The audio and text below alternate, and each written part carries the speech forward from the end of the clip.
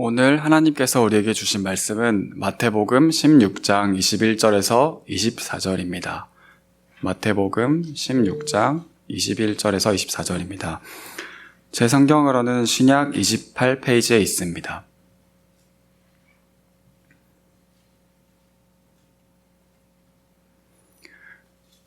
다 찾으신 줄 알고 제가 봉독하겠습니다. 이때로부터 예수 그리스도께서 자기가 예루살렘에 올라가 장로들과 대제사장들과 서기관들에게 많은 고난을 받고 죽임을 당하고 제3일에 살아나야 할 것을 제자들에게 비로소 나타내시니 베드로가 예수를 붙들고 향변하여 이르되 주여 그리하옵소서 이 일이 결코 주께 미치지 아니하리이다. 예수께서 돌이키시며 베드로에게 이르시되 사탄아 내 뒤로 물러가라. 너는 나를 넘어지게 하는 자로다. 내가 하나님의 일을 생각하지 아니하고 도리어 사람의 일을 생각하는도다 하시고 이에 예수께서 제자들에게 이르시되 누구든지 나를 따라오려거든 자기를 부인하고 자기 십자가를 지고 나를 따를 것이니라. 주님의 말씀입니다.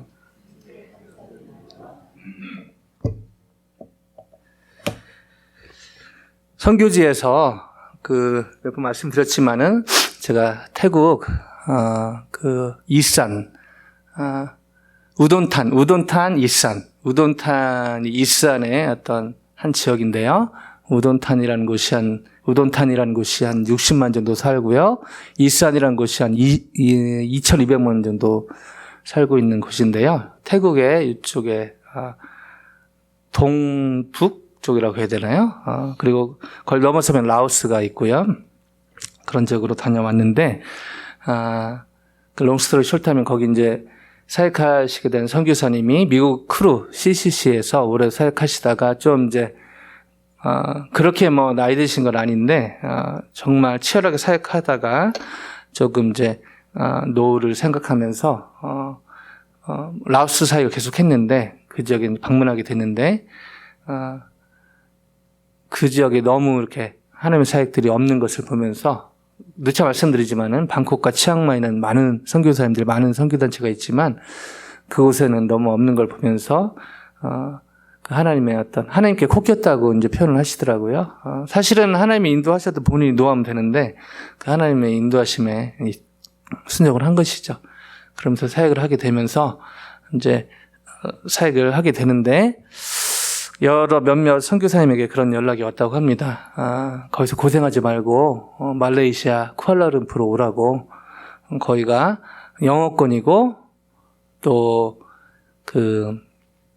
물가도 생각보다 높지 않아서 싱가포르 쪽은 너무 비싸고 거기에 노년이 보내기 선교하면서 보내기 좋다고 이런 얘기를 했다고 합니다.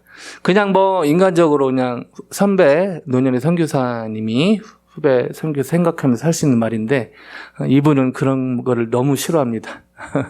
그래서 거기 안 가고 여기 있게 됐다고 하면서 이제 그런 얘기를 했는데요. 물론 쿠알라룸푸르에서 진짜 주님 인도하심 받아서 사역하는 그런 헌신적인 선교사님들 많이 계실 것입니다. 근데 그 중에 보면은 노년에 선교비 받아서 선교를 안 한 건 아니겠지만요. 선교보다는 결국 노년에 그 선교비로 선교는 기본적으로 하지만 그거보다는 노년에 재정 좀 아껴가면서 좀 보내기에 거기에서 또 이렇게 식물 기르면서 보내는 선교사님도 간혹 있다는 얘기를 들으면서 많은 생각을 해보게 되었습니다. 교회나 또 후원자들은 또 선교비 후원을 하겠죠. 그러나 정작 그 선교사님 부부는 노년에 한국에 들어와서 살기도 쉽지 않고 미국에 들어와 살기도 쉽지 않고 그냥 내용을 잘 모르니까 그냥 선교지에서 그렇게 선교비 받아서 사는 선교사들은 알죠. 그런 분들이 간혹 있는 걸 들으면서 주님의 선교를 어떻게 할 것인가 다시 생각해보는 시간을 갖게 됩니다. 예전에 한번 제가 말씀드린 기억이 있는데요. 실제로 있었던 얘기입니다. 그 멕시코에서 제 스틴트 지체들이 이제 중간에 잠깐 비전 트립도 가고 하지만요. 제가 LA 있을 때는 멕시코로 선교를 자주 다녔습니다. 근데 이제 멕시코를 갔는데 거기서 그 선교사님이 설교하다가 그런 얘기를 했습니다. 주님 선교를 위해서 주님 말씀 묵상하다가 하나님 말씀에 도전이 돼서 내가 멕시코로 오게 됐다. 그 말씀이 바로 이거라면서 이런 말씀을 20몇 년 전에 나눈 적이 있는데 지금도 생생하게 기억이 납니다. 누가복음 14장 26절 말씀인데요. 거기 보면은 스크린에 보시면 이렇게 나옵니다. 제가 읽을게요. 무릇 내게 오는 자는 자기 부모와 처자 형제와 자매와 더욱이 자기 목숨까지 미워하지 아니하면 능히 내 제자가 되지 못하고, 이 말씀에 도전을 받아서 미국의 LA에서 있었는데 이 말씀에 은혜 받아서 이 말씀대로 부모와 처자와 형제와 자매를 버리고 혼자 멕시코에 왔다고. 그리고 설교하면서 지금도 자기는 아내가 어디서 어떻게 지내는지 연락을 하지 않고 나는 실제로 아내를 버리고 왔다고. 그러면서 저에게 아내를 버릴 것을 그렇게 강하게 권면한. 감사하게 제가 그때 결혼을 한 상태가 아니라서요. 이걸 어떻게 적용해야 될지 그렇게 난감한 시간을 보낸 적이 있는데요. 그러면서 강하게 그것을 자랑하면서 나름대로 하나님 앞에 헌신한다고 하면서 선교하는 그 선교사를 보면서 충격을 받은 적이 있습니다. 저희가 주님께 헌신한다고 하지만요, 사실은 주님께 헌신, 또 선교, 봉사 뭐 다 포함되는 것이죠. 열심히 헌신하는 거 너무 중요합니다. 그러나 열심히 헌신하는 것보다 더 중요한 것이 있는데요, 잘 헌신을 해야 되는 것이죠. 선교를 열심히 하는 것, 사역을 열심히 하는 것, 교회 봉사를 열심히 하는 것 너무너무 중요한 덕목입니다. 그럼 그보다 훨씬 더 중요한 것이 있는데요, 방향성을 말하는 것입니다. 잘 봉사하고 잘 헌신하고 잘 섬기는 것이 그 방향성이 그 열심보다 훨씬 중요하다는 것이죠. 특별히 지난주에 설교 말씀 같이 나눴지만 하나님께 한 번 쓰임받을 수 있지만요, 이 노년에까지 주님께 쓰임받는 것, 이건 또 다른 얘기인 것 같습니다. 특별히 평생 선교한다고 하시는 분들 가운데서도 개중에 물론 대부분의 선교사님들은 잘하고 계시지만요, 끝에 가서 이 방향이 이상해지는 것을 보게 됩니다. 하나님께 어떻게 해서 저희가 하나님께 어떻게 계속해서 쓰임받을 수 있을까 여러 고민을 하지만 그 중에 하나가 오늘 본문에 나와 있듯이요, 그 자기 부인이 아닌가 생각이 됩니다. 자기 부인. 너무너무 중요한 그런 액션 포인트 중에 하지만 사실은 설교 강단에서 잘 다뤄지지 않는 주제입니다. 왜냐하면요, 설교하기도 쉽지 않고 설교하는 사람조차도 사실 적용하기가 쉽지 않다는 것이죠. 또 안타까운 사실은 이 자기 부인 너무 중요하지만 사실은 이 자기 부인을 어떻게 적용할지 이 부분도 잘 다뤄지지 않는 것이 현실인 것 같습니다. 예수님의 제자로서 쓰임받기 위해서 정말 중요한 부분 중에 하나가 자기 부인이거든요. 근데 과연 하나님이 이 성경이 말하는 진정한 의미의 자기 부인은 무엇일까요? 의외로 자기 부인 해야 된다고, 자기를 부인해야 된다고, 그래 한때는 자기를 부인했지만 나이가 들어서 노년에서는 사실 자기 부인보다는 자기가 더 앞세워지는 때가 많다는 것이죠. 그리고 자기 부인, 이게 자칫 잘못하면요, 사실은 이상한 쪽으로 빠지기가 쉽습니다. 제가 잠시 후에 또 다루겠지만 실제로 매년 이게 잘못 적용되는, 연례적으로 고난주간에 잘못 적용되는, 실제로 한국에서도 문경에서 이게 잘못 적용되어서 안타까운 일이 2011년에 있었죠. 어떻게 하면 예수님의 제자로 주님께 쓰임받기 위해서, 한때가 아니라 계속해서 쓰임받기 위해서 절대적으로 필요한 자기 부인, 진정한 의미의 자기 부인은 과연 무엇일까요? 이 고민을 가지고 오늘의 본문 안으로 들어가 보길 원합니다. 오늘의 본문 전형제가 잘 읽어줬는데요, 마태복음 16장 21절은요 이렇게 시작합니다. 마태복음 16장 21절에 이때로부터. 자, 이때가 언젠지 제가 그 상황 속으로 들어가 볼 필요가 있는데요, 그러기 위해서는 그 전 구절을 문맥 속에서 파악하는 게 필요합니다. 자, 15절부터 20절을 받는 말인데요. 15절부터 20절, 성경 보셔도 되고요. 스크린을 미리 준비를 했습니다. 좀 기니까요. 교독해 보겠습니다. 제가 먼저 읽을게요. 이르시되 너희는 나를 누구라 하느냐. 시몬 베드로가 대답하여 이르되 주는 그리스도시요 살아계신 하나님의 아들이시니이다. 예수께서 대답해 이르시되 바요나 시몬아 네가 복이 있도다. 이를 네게 알게 한 이는 혈육이 아니요 하늘에 계신 내 아버지 신이라. 또 내가 내게 이르노니 너는 베드로라. 내가 이 반석 위에 내 교회를 세우리니 음부의 권세가 이기지 못하리라. 내가 천국 열쇠를 네게 주리니 네가 땅에서 무엇이든지 매면 하늘에서도 매일 것이요 네가 땅에서 무엇이든지 풀면 하늘에서도 풀리리라 하시고 이에 제자들에게 경고하사 자기가 그리스도인 것을 아무에게도 이르지 말라 하시니라. 아멘, 아멘. 저희가 너무 잘 아는 그런 말씀인데요. 사실 이 본문을 잘못해서 해석해서 카톨릭이 사실은 삐져져 나간 것이죠.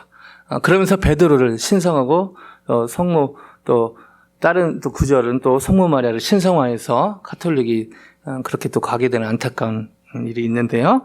오늘 본문에서 예수님은 예수님을 누구라 하느냐라는 질문에 베드로는 주는 그리스도시요 너무너무 위대한 고백이죠. 그리스도시요 살아계신 하나님의 아들이시니다라고 고백을 합니다. 이 문맥을 보면요, 이 문장을 보면은 사실은 이 고백을 예수님이 너무너무 귀하게 보신 것이죠. 그리고 그 고백 위에 교회를 세우겠다, 천국 열쇠를 주겠다 말씀하신 것인데 캐톨릭은 이걸 잘못해서 베드로를 신성화 베드로. 사실 베드로가 한 고백, 이 고백이 위대한 것이지 베드로가 위대한 것은 아니었다는 것이죠. 자, 이런 상황에서 너무너무 베드로의 고백에 예수님이 너무너무 위대한 고백. 사실 이 고백은요, 이 고백만 가지고 얘기를 해도, 성경 공부를 해도 사실은 며칠이 부족합니다. 이걸 구약을 다 받고, 신약을 읽고, 성경의 주제가 다 이어지는 게 다 여기에 담겨져 있는데요. 자, 이런 상황에서 오늘 본문에 가면 21절에 13절에 이렇게 너무너무 이 고백에 천국 열쇠를 주고, 교회를 세우고, 막 엄청난 칭찬을 예수님이 하셨는데, 오늘의 본문은 21절에서 23절은 너무나 이상한 분위기로 흘러갑니다. 21절에서 13절 보시면요. 여기 보면은 한번 같이 여긴 같이 너무 중요한 부분이 같이 한번 읽어볼게요. 세 절인데요. 같이 읽어보십니다. 시작. 이때로부터 예수 그리스도께서 자기가 예루살렘에 올라가 장로들과 대제사장들과 서기관들에게 많은 고난을 받고 죽임을 당하고 제3일에 살아나야 할 것을 제자들에게 비로소 나타내시니 베드로가 예수를 붙들고 항변하 이르되 주여 그리마 없소서 이 일이 결코 주께 미치지 아니하리이다. 예수께서 돌이키시며 베드로에게 이르시되 사탄아 내 뒤로 물러가라. 너는 나를 넘어지게 하는 자로다. 네가 하나님의 일을 생각하지 아니하고 도리어 사람의 일을 생각하는도다 하시고. 자, 20절까지 분위기가 너무 좋았거든요. 근데 갑자기 23절에 사탄아. 자, 언뜻 보면요, 예수님도 좀 죄송한 표현입니다. 예수님도 정신이 왔다 갔다 하시는 것 같고요. 근데 베드로 입장에서는, 이거 뭐지? 예수님 왜 그러시지? 여기만 보면요, 죄송한 말씀이지만 예수님이요, 꼭 조울증 환자처럼 보입니다. 베드로 너무 잘했어. 와우! 내가 천국의 열쇠를 주고, 그 고백 위에 교회를 세우고 베드로. 근데 갑자기 23절에 여러분 15절부터 쭉 읽으면요 2분이 안 걸려요. 2분 안에 예수님 막 감정이 확 올라왔다가 갑자기 막 사탄아 물러가라.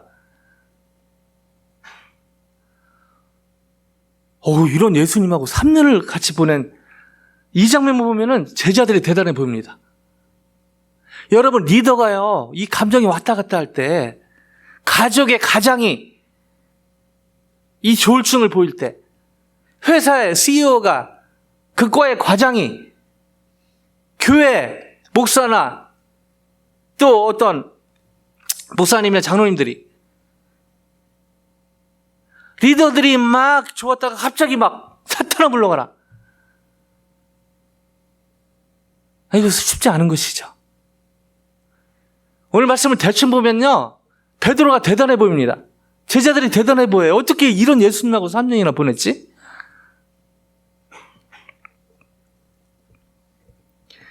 아니, 베드로 입장에서 보면요, 예수님이요, 막 천 딱 위에까지 막 자기를 띄워줬다가 갑자기 막 사탄아 물러가라.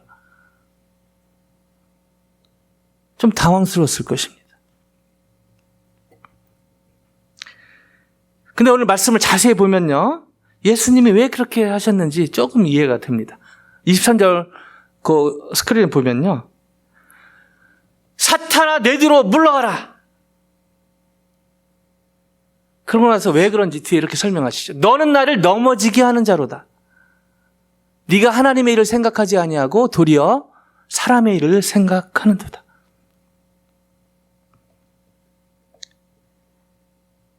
즉 예수님 보시기에 베드로가요, 하나님의 일을 생각하지 아니하고 예수님의 일을, 사람의 일을 생각했다라고 예수님이 보신 것이죠. 과연 그럽니까?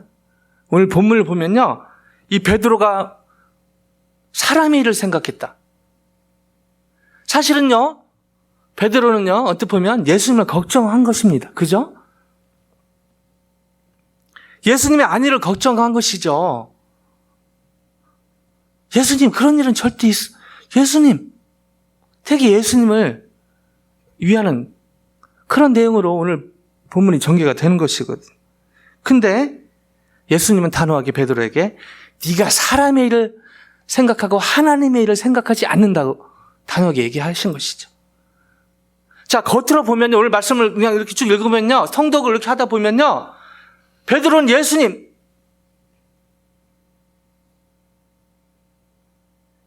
죽어요? 예수님 힘든 시간 보내요? 그런 일은 절대 일어나지 않아요. 예수님을 되게 걱정하는 투로 베드로가 지금 얘기하고 있다는 것이죠. 자, 제가 지금 무슨 얘기를 하는 것이죠? 제가 교회에서요, 봉사를 하고 심지어 설교를 하고요, 여러 사람들 보이지 않게 어떤 교회 일을 하고요, 성가도 하고 찬양으로 섬기고 뒤에 보이지 않게 또 예배를 준비해서 여러 가지 주보를 만들고 또 보이지 않게 카메라 다시 만지고 하는 일이 하나님의 일로 보일 수 있지만 좀 더 자세히 보면은 예수님 보시기에, 하나님 보시기에 사람의 일로 예수님이 얘기할 수도 있다는 것이죠. 오늘의 말씀을요, 여러분 대충 보면요, 베드로가 한 일은 예수님을 걱정한 일이었습니다. 자, 저희가 하는 일을 대충 보면요, 하나님의 일처럼 보이지만 예수님 보시기에는 사람의 일이 될 수 있다는 이 경각심을 제가 지금 예수님 얘기하고 있잖아요. 제가 지금 설교하고 있잖아요. 그래서 아까 그 서두에 말씀드렸던 콜라룸푸르에서 선교 활동하고 있잖아요. 사람들 보기에 그게 하나님의 일로 보일 수 있지만 그러나 예수님이 보시기에는 네가 하나님의 일을 생각하지 않냐고 사람의 일을 생각한다 라고 예수님이 얘기할 수도 있다는 경고를 하고 있는 것입니다. 오늘의 말씀을요, 저희가 대충 보면요, 그리고 저희가 하고 있는 일들을 자칫 잘못하면 저희가 주님을 섬긴다고 하지만 예수님이 보실 때는 사람의 일일 수도 있다고 하는 그런 경고를 제가 저한테 그리고 사랑하는 여러분에게 하고 있다는 것입니다. 심지어 성금을 개수하고 있지만, 심지어 스틴트로 와 있지만, 심지어 직분은 목사고 장로고 권사고 집사지만 오해하시지 말기 바랍니다. 여러분이 그렇게 하고 있다 이런 말씀 드린 것이 아니라 베드로 예수님을 걱정을 했단 말이죠.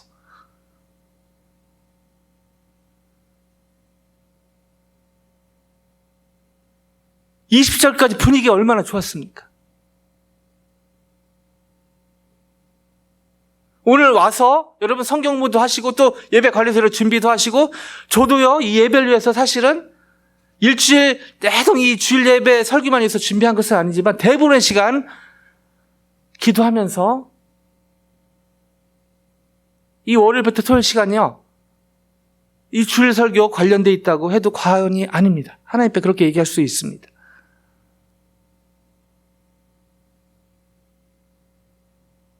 그 쿠알라룸푸르에 있는 그 선교사님이 사람 돌보기에 그렇게 또 교대편지 번역에 선교 교회에서 또 후원장에서 선교 헌금 받고 살고 계시고 쉽게 판단할 수는 없지만 예수님과 관련된 일을 하시는 것 같지만, 그러나 또 다른 선교사님이 봤을 때는 아닐 수도 있다는 것이죠. 그러나 그 사람의, 다른 사람의 시선은 별로 중요하지 않습니다. 중요한 건 뭐죠? 바로 예수님의 시선이라는 것이죠. 저와 여러분이, 제가 목사라고, 제가 간사라고, 제가 풀타임으로 교회나 또 선교단체 사역하는 것이 사람들 보기에는, 제가 보기에 뭐 일부러 뭐 이렇게 하진 않거든요. 근데 과연 예수님 보실 때 하나님의 일을 생각하지 아니하고 사람의 일을 생각하는도다, 이럴 개연성이 있다는 것이죠. 그런 의미에서는 오늘 말씀이 두렵고 떨립니다, 사실은요. 저희가 자칫 잘못하면요, 주님을 섬긴다고 하는 신앙생활의 어떤 모양은 있지만 사실은 사람의 일을 생각하는 종교생활일 수 있다는 것이죠.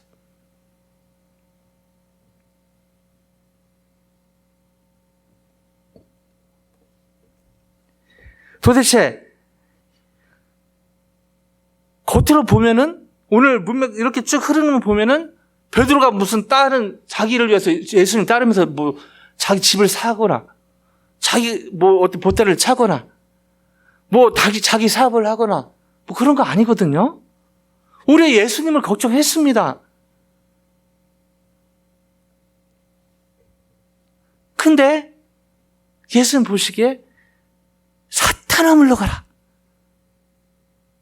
사실은 좀 충격적인 얘기죠. 베드로도 충격을 받았을 것입니다. 사실은 설교하는 목사 입장에서도 쉽지 않은 부분입니다. 과연 이 예수님의 책망에서 자유로울 사람이 몇이나 될까요? 네가 하나님의 일을 생각하지 아니하고 도리어 사람의 일을 생각하는도다. 여기서 자유로운 사람이 과연 몇 명이나 될까요? 제가 부족하고 연약하지만 예수님을 위해서 살려고 하지 않습니까? 대부분. 그 베드로도 사실은 다 배와 부친을 버려두고 예수님을 따른 사람 아닙니까? 그리고 주는 그리스도시요 살아계신 하나님의 아들이라고 고백까지 했는데 예수님은 무정하게 들리는 것처럼 사탄아 물러가라. 네가 하나님의 일을 생각하지 아니하고 도리어 사람의 일을 생각하는도다. 이거 어떤 면에서 설교하고 싶지 않습니다. 어떤 면에서 베드로 입장에서 베드로가 안타깝기도 합니다. 근데 예수님은 분명히 그렇게 보셨으니까, 그렇게 보였으니까 말씀하셨을 거란 말이죠. 베드로가 생각하지 않은 하나님의 일은 과연 무엇이고 베드로가 생각하는 사람의 일은 과연 무엇이었을까요? 자, 이 초점을 가지고 오늘의 본문을 다시 한번 깊이 들어가기를 원합니다. 자, 21절. 아까 읽었으니까 다시 보지는 않겠는데 21절 눈으로 한번 따라와 주시면 좋겠는데요.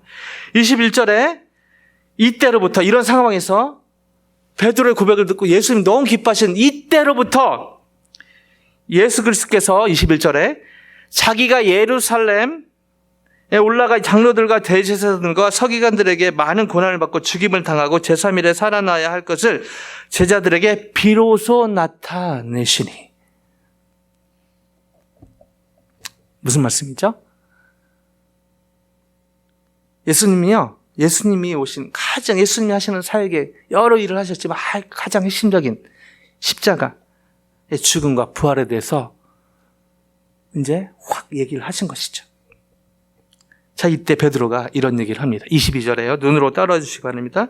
베드로가 예수를 붙들고 항변하여 이르되 주여 그리 마옵소서, 그 일이 결코 죽게 미치지 아니하리이다.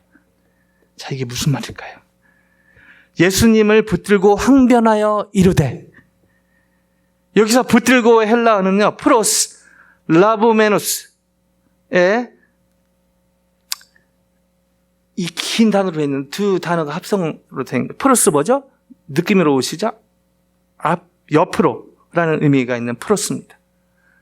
그리고 라보메노스, 람바노에 사로잡다라는 의미가 있는 람바노에서 파생된 말인데요. 그 의미는요, 마치 자기가 그 일을 하지 않으면 안 될 사명이 있는 것처럼 강압적으로 붙잡고 강압하는 그런 모습입니다. 그 사명처럼 얘기한 것이죠. 그냥 그게 아니라 항변하 이르되 사명처럼 얘기한 것입니다. 뭘 얘기한 것이죠? 뒤에 주여 그리마옵소서 이 일이 결코 주께 미치지 아니하리이다. 그리마옵소서, 그리마옵소서, 헬라 히레오스라는 단어인데요. 결코, 네 번한 뜻이 결코 그렇지 않은.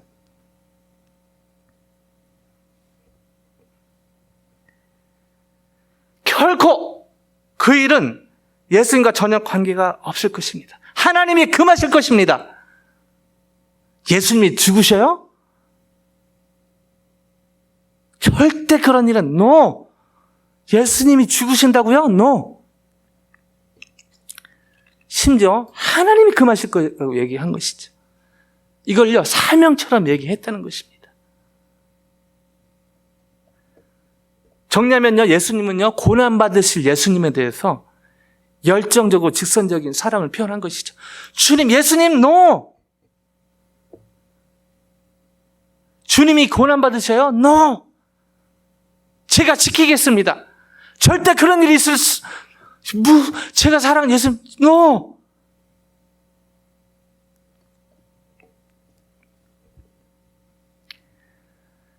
인간적인 면에서는요, 베드로의 마음이 이해는 됩니다. 본인이 따르고 사랑하고 아끼는 예수님이 그렇게 고난당하신다고요? 죽임당하신다고요? 절대 그런 일은 안 됩니다.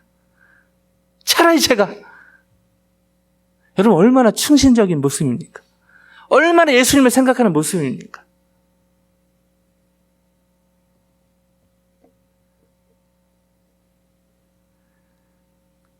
근데 이 베드로의 베드로 예수님을 생각한 이 마음 자체는 좋았지만 사실은 이것은 하나님께서 예수님을 이 땅에 보내신 이 구속사와 어긋나는, 하나님이 예수님을 이 땅에 보내신 이 하나님의 뜻과는 철저히 왜곡되는 이 구속사, 하나님의 구속사에 하나님의 구원 역사, 하나님의 나라, 아무리 사람이 기도하고 요구해도 바꾸지 않는 하나님의 뜻이 있죠. 바로 십자가, 부활, 승천, 다시 오심. 왜 그렇죠? 하나님의 뜻이 두 가지가 있는데요. 하나님 인텐션으로 해석되는 뜻이 있습니다. 모세가 기도했더니 하나님의 뜻을 바꾸시죠. 너무 추악해진 인간을 보면서 그냥 디스트로이 하려고 했던 하나님의 그런 인텐션을 모세가 주님, 하나님, 내가 네 말대로 사노라. 하나님 인텐션을 바꾸시죠. 그러나 아무리 기도하고 매달려도 바꾸시지 않는 하나님의 뜻이 있습니다. 왜냐하면요, 이걸 바꾸면요, 인류의 구속사가 어그러지기 때문입니다. 바로 십자가, 부활.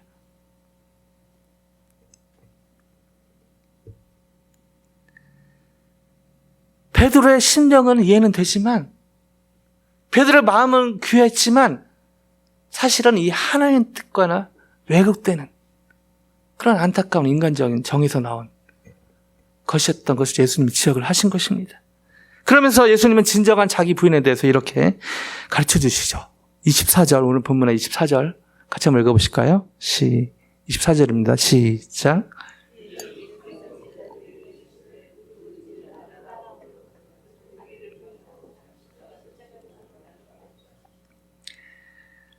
예수께서 제자들에게 이르시되 누구든지 나를 따라오려거든 자기를 부인하고 My disciple must deny themselves. 여기서 자기를 부인한다는 말이 과연 무슨 말일까요?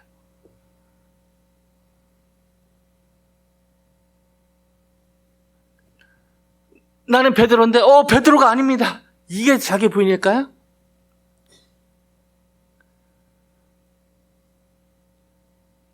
나는 갈릴리 사람인데 저는 갈릴리 사람이 아닙니다. 이게 자기 부인일까요?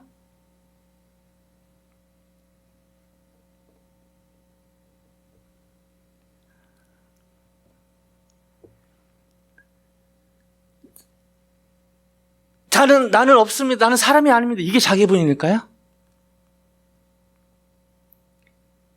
감사하게도 예수님은 뒤에 나를 따라오려고 자기를 부인하고 그 뒤에 자기 부인의 여러 의미가 있는데요. 오늘 본문에서 먼저는 첫째, 자기를 부인하고 앞에서 관련돼서 얘기할 수 있는 첫 번째는요. 예전에 한번 다뤘기 때문에 살짝 넘어갑니다. 그런 살짝 건드리면요.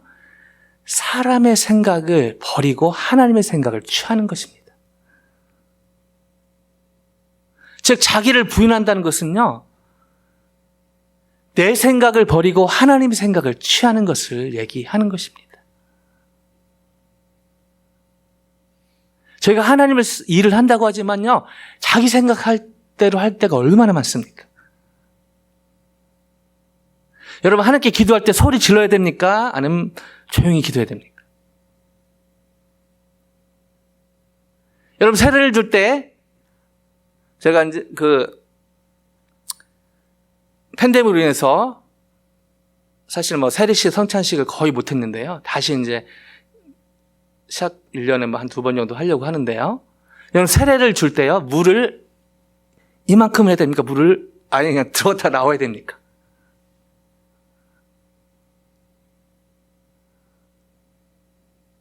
결론부터 말씀드리면요. 물을 이렇게 해서 물을 하고 싶어도 물이 없어서 이렇게 하는 곳이 있어요, 사실은. 그리고 침례교에서는 사실은 이렇게 들어갔다 나오죠. 그렇게 해도 이렇게 해도 됩니다. 여러분요. 찬양 인도할 때 기타 쳐야 됩니까? 말아야 됩니까? 지금 이게 아무 문제지 아니지만요. 한 50년대 전에는요. 교회에서 기타 치면 큰일 났습니다. 우리 진철 군 쫓아냈어야 됩니다. 40년 전에는요. 여러분 찬양할 때 드럼을 쳐도 됩니까? 안 됩니까? 지금은 상관없지만 40년 전에는 김다운 집사님 제가 쫓아내야 됩니다. 감히 교회에서 이렇게 제가 문화적으로 갇히는 그런 시간 속에서 많이 살았다는 것이죠. 이래도 되고 저래도 되는 게 사실은 많거든요.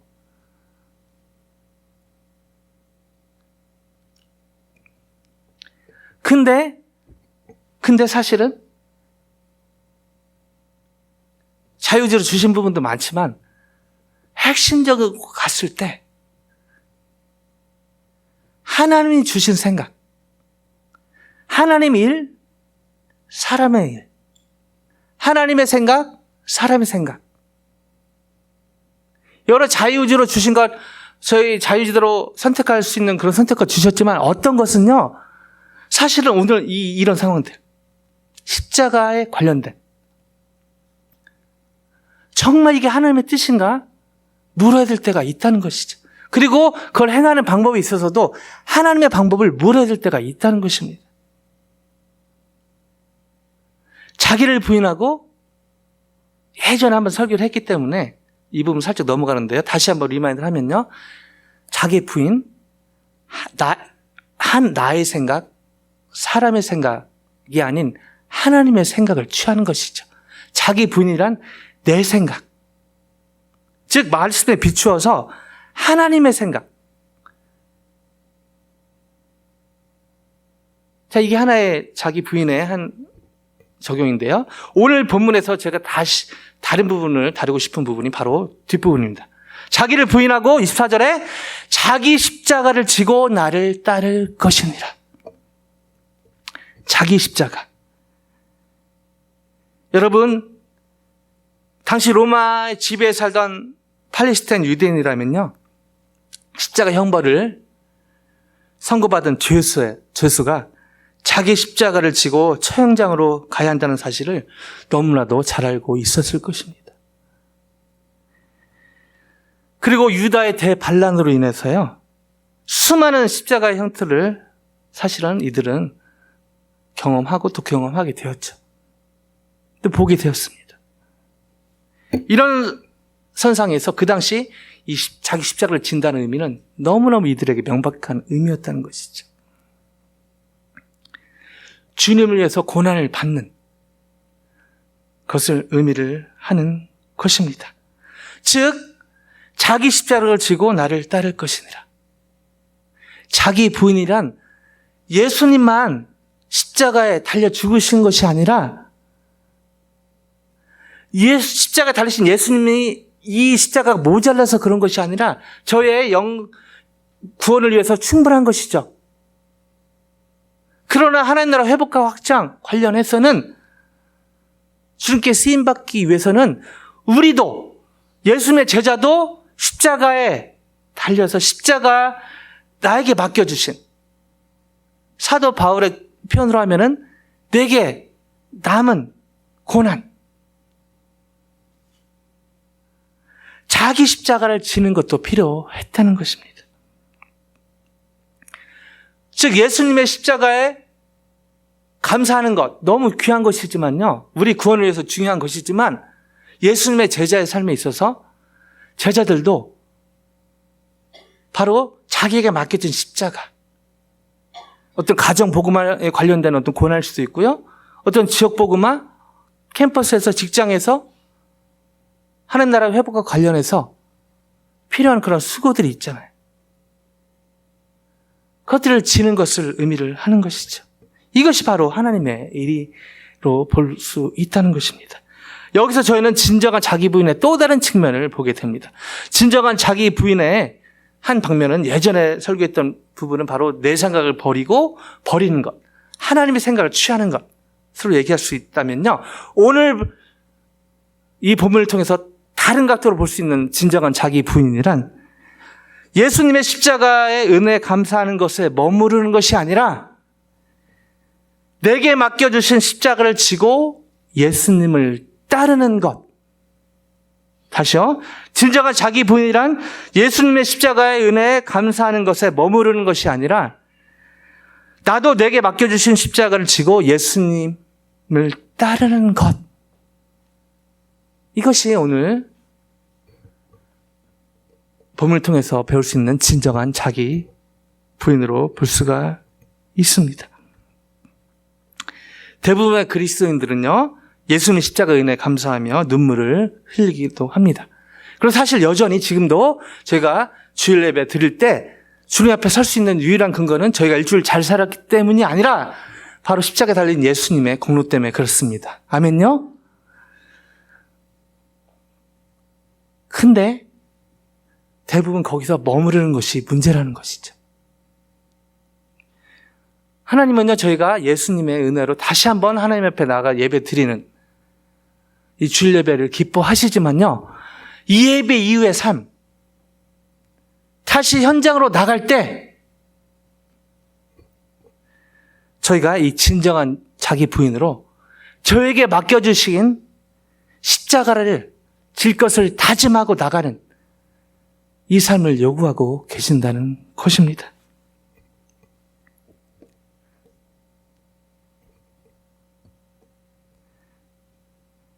왜? 사실은 너무 쉽지 않은 부분이죠. 그러나 너무너무 이 하나님 요구하시는 부분이라는 것입니다. 받은 은혜에 감사하고 예수님으로 인한 십자가 은혜에 감사하는 것. 너무 중요한 부분이지만 그거는 사실 하나님 원하시는 그 동전의 앞부분에 해당한다는 것이죠. 뒷부분은 그걸 근거로 다시금 특별히 오늘은 좋은 액션 포인트가 있는 것이죠. 주일센터에 가서 여러 공연으로 선발이 되어서 여러분 주일 오후에 사실은 시간 내서 이 봉사하는 거 쉽지 않습니다. 그렇죠? 또 내일 또 직장 나가려면은 좀 쉬고, 그런데 어떤 의미에서 또 주일센터에 나가서 또 여러 방면으로 섬기는 것, 쉬운 일은 아니지만 사실 받은 은혜 감사해서 맡겨주신 자기 십자가 중에 하나가 이 주치센터에 가는 것일 수 있다는 것이죠. 거기에 나가서 또 그것을 짊어지고 기쁘고 감사하게 봉사하는 것. 이것이 바로 진정한 자기 부인의 중요한 단면이라고 얘기할 수 있다는 것입니다. 실제로 매년 그 캐톨릭 국가에서 필리핀에서 그런데 고난주간에요. 이것을 진정한 자기 부인 한다고 해서 하는 행사. 또 뉴스에 보니까 실제로 20 몇 년간 이거를 참여했던 사람이 있다고 하더라고요. 어떤 행사인지 아십니까? 십자가에 발과 손을 박는, 자기 부인 하기 위해서 실제로 여기와 여기 이런 데 하면 죽으니까요. 그 박는 행사를, 그리고 그렇게 했더니 뭐 미리 있었다. 이 말도 안 되지만, 그러고 나서 앰뷸런스를 준비하고 나서요, 이걸 받게 합니다. 그러고 나서 이러고 좀 있다가 너무 피 흘리면 죽으니까 빨리 빼가지고 앰뷸런스 실어서 병원에 가죠. 그리고 일주일 동안 그렇게 회복하는 행사를 매년 하는 곳이 있습니다. 이게 잘못된 자기 부인의, 이거는 약간 기독교와 불교와 이런 게 짬뽕된, 자기가 좀 이렇게 힘든 거 하면 이게 자기 십자가를 진다는 의미가 아니라는 것이죠. 안타깝게도 2011년에 문경에서 문경 십자가 사건, 여러분 혹시 들어보셨습니까? 문경에 탄광촌 비슷한 곳에 어떤 사람이 시신을 발견되는데 십자가 이렇게, 나중에 조사해보니까요, 실제로 성경을 그대로 문자적으로 해석해서 아마 이분이 자기가 자기인 예수라고 생각했나 착각할 정도로, 본인이 그걸 어떻게 참았나 모르겠습니다. 본인이요, 발에 못을 박고요, 손에 이걸 어떻게 하면, 이렇게 박으면 이쪽을 못 박지 않습니까? 손을 미리 구멍을 내놓고요, 못을 박아놓고 손을 낍니다. 그렇게 죽어갔다는 것이죠. 이게요, 여러분, 이야기가 아니고 영어가 아니고 실제로 있었던 사건입니다. 다른 데로 이분은 진정한 자기 분을 하려고 했던 것 같아요. 하나님은요, 이렇게 잔인한 분이 아닌데도 불구하고 잘못 적응했을 때 이런 일이 벌어지는 것이죠.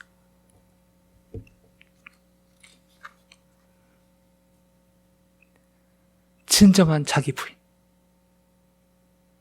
준비하는 것이 더 있지만 시간 관계상 마무리할 건데요.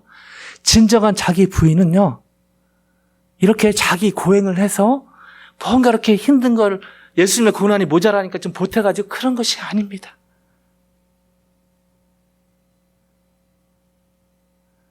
진정한 자기 부인, 언뜻 보면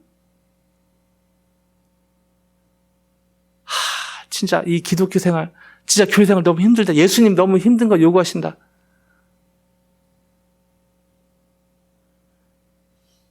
근데 놀랍게도 이분의 고백 하나만 나누고 마무리합니다. 고린도전서 15장 31절, 사도 바울의 고백인데요. 같이 읽어보실까요? 시작. 형제들아, 내가 그리스도 예수 우리 주 안에서 가진 바 너희에 대한 나의 자랑을 두고 단언하노니 나는 날마다 죽노라. 나는 날마다 죽노라. 나는 날마다 내 생각과, 이게 내 생각이 하나님 생각이 헷갈릴 때 기도하면서 하나님 생각으로 택한다, 이 말이죠. 오늘의 본문, 오늘의 진정한 자기 본으로 하면은 그리스도의 남은 고난, 예수님의 십자가의 고난이 모자라서가 아니라 주님의 교회, 하나님 나라에 관련된 그 일에 내가 기꺼이 동참하겠다. 여전히 이루어지지 않은 하나님의 나라, 가정에서, 캠퍼스에서, 직장에서 거기에 필요한 수고에 내가 동참하겠다. 뭐 다 연결되는 말입니다. 나는 날마다 죽노라, 연결되는 말이죠. 그럼 이제 예배 끝나고 나는 죽고 고개 숙이고 이제 나는 없고, 진짜 이제 고행. 나는 날마다 죽노라만 보면 그렇지만요. 놀랍게도 사도 바울이 이 고백을 어디서 합니까? 고린도전서 15장에서 하고 있다는 것이죠. 형제들아, 내가 그리스도 예수 우리 주 안에서 가진 바 너에 대한 나의 자랑을 자랑하고 이걸 또 자랑하고 있다는 것이죠. 내가 날마다 죽는 내 생각이고 하나님 생각, 그리고 나에게 맡겨진 내 십자가를 짓고 가는 것을 나는 너무나 자랑하고 있고, 그리고요 쭉 앞뒤 보면요 사도 바울이 이걸 즐기고 있는 것을 보게 됩니다. 놀라운 반전이죠. 이게 어떻게 가능했을까요? 힌트 드릴게요. 고린도전서 15장입니다. 뭐죠? 고린도서 13장은 사랑, 히브리서 11장은 믿음으로 유명하지만 고린도 15장은 부활로 유명한 장 아닙니까? 부활의 신앙이 가득한 상태에서 이 고백을 하고 있다는 반전이 있다는 것이죠. 무슨 말입니까? 사도 바울도 결국 이 십자가, 예수님도 그 십자가 얘기를 했지만 부활을 전제로 얘기를 하셨다는 것입니다. 부활이 실제니까 자기 십자가를 지고 가는 게 고행이고 어렵고 힘든 부분이 있지만, 그러나 그것이 그냥 나는 죽고 재미는 하나 듣고 이제 막 희생만 하고 그렇게 보이지만 그게 아니라 부활이 실제이기 때문에 자기 십자가를 지고 가는 진정한 자기 부인이 기쁘고 즐거운 헌신이라고 반전의 고백을 이렇게 사도 바울이 하고 있다는 것입니다. 아멘요? 다시 한번 저희가 이 예배를 마무리하고 나아갈 때, 시간 되신 분들은 주일센터 같이 나갈 때, 또 다시 가정으로 여전히 덥고 여전히 해결되지 않은 건강의, 재정의 관계, 그런 한숨이 여전히 존재하는 캠퍼스와 직장에 나아갈 때, 다시 한번 이 반전의 진정한 자기 부인, 하나님의 은혜 가운데 성령 충만으로